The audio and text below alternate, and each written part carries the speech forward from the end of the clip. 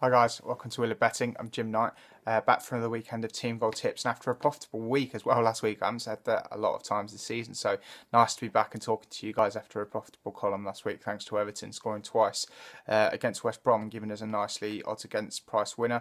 I think it went off a little bit bigger than I advised. I advised it at 11 to 10, I think, and it went off about 23 to 20. So congratulations if you got a slightly bigger price on Saturday morning after a few more books have put their prices up.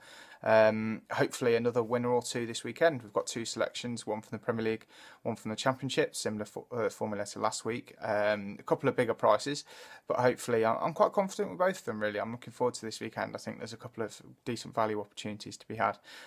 Without further ado, let's get into it. The first game is Hull's visit to Newcastle, to St James's Park this weekend. Newcastle, I think, need no introduction really in terms of their rancid form. They've conceded 7 in 2 games, obviously off the back of that 4-0 drubbing at Southampton and St Mary's. Alan Pardew is under some real pressure, and I think, I was looking at this game and Newcastle are around 11 to 10 to win the match, and to me that doesn't make any sense for a team that are not showing any kind of form, and to who home advantage doesn't seem to be that much of an advantage at all. It's not almost non-existent in terms of being home advantage. You've got a team there who have won, I think, 5 games in 2014 in calendar year. You've also got the fact that there's 3 games out of those, 3 wins have been at home, so they've hardly been super impressive in front of the St James's Park faithful. And I think if you look further back, it's 8 out of 12 defeats now.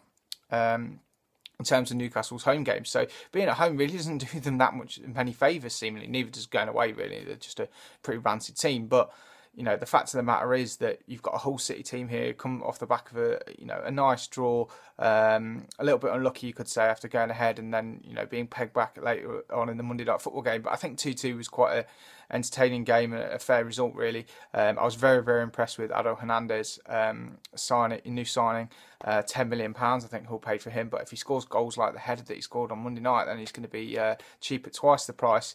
You got really, it was just a kind of combination of, yes, they were doing all right earlier on in the season, and you've got these new signings like Mo Diarmé, who's going to drive them forward from midfield.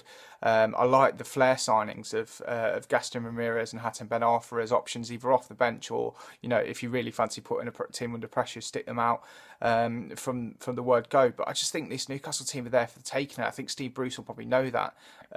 You look at what happens when they go a goal down these days. The fans are more than happy to voice their discontent against Pardew. They want him out. I think he is almost getting ready to go now. I'd be very surprised if they lose this weekend, if he's still in the job on Monday. I know he's got this big long contract, but I'd be very surprised if there's not a clause in that allows Mark Ashley to get rid of him without paying off the full whack. I think, but maybe a year's salary or something. But to be honest, at the form that they're going, it could cost them in the long run.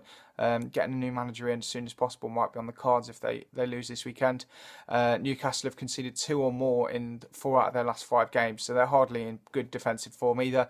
Hull are bubbling away nicely. I think these new signings are starting to settle in well. There's enough about them going forward for me to take them against a Newcastle side that are under huge pressure. And so Hull to score 2 or more is 11-4 in places, so it's a big old price as well. Not one that's going to land every week, but hopefully one that we've got the right kind of conditions for this weekend. The second price is a little bit shorter, but it's Nottingham Forest to score 2 or more against Millwall. Now, Millwall started okay this season, but they've tailed off a little bit. I think it's 4 losses in 5 now for Ian Holloway's men. They've hardly been super impressive, and they've been conceding goals as well. A couple of games for the last few weeks. I think they've conceded 9 in their last 5 games, so they're struggling to keep teams out. Forest are probably, certainly the most informed team in the Championship in terms of goal scoring, and probably one of the most informed teams in the country. Britt Assombalongu came in from Peterborough for £5 million, which is a big kind of eyebrow-raising fee over the summer. But he is an out-and-out goal scorer, and he will get you goals. And he's got 8 in 7. Scored a midweek hat-trick against Fulham when they won 5-3. The signing that I've been most impressed with at the City Ground, and it pains me to say this as a Leicester fan praising Forest, but it's Mikel Antonio, who's the winger, the wide player who is signed from Sheffield Wednesday. He's been superb, and I think he's the driving force in midfield that takes you forward and wins you free kicks, penalties, and scores goals as well in and around the area.